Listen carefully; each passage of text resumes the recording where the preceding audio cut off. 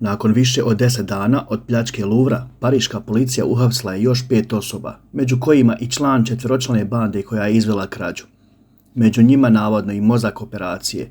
Pojavila se informacija da je u rukama policije osoba porijeklom iz Bosne i Hercegovine. U akciji nisu pronađeni ukradeni dragulji, ali je u rukama policije završio još jedan od direktnih učesnika pljačke Louvra.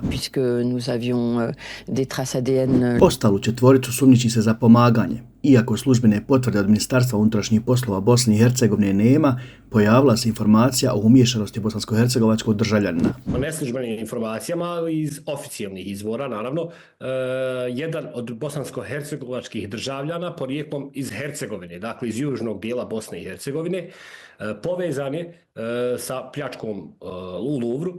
Taj čovjek je također povezan i sa kriminalnim grupacijama sa područja Crne Gore. Još uvijek nema ni konkretnih podataka o tome da li je ta osoba uhapšena.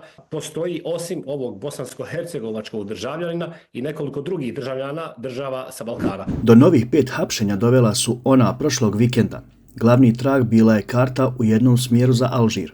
Prvi osumnjičeni nezaposleni alžirski državljanin identificiran je putem DNK sa skutera korištenog u bijegu. Drugi, 39-godišnjak iz Pariza, već je poznat po ranijim krađama i pod sudskim je nadzorom, a njegovi otisci pronađeni su na razbijenim vitrinama u Apolonovoj galeriji. Obojica su djelimično priznala krivicu.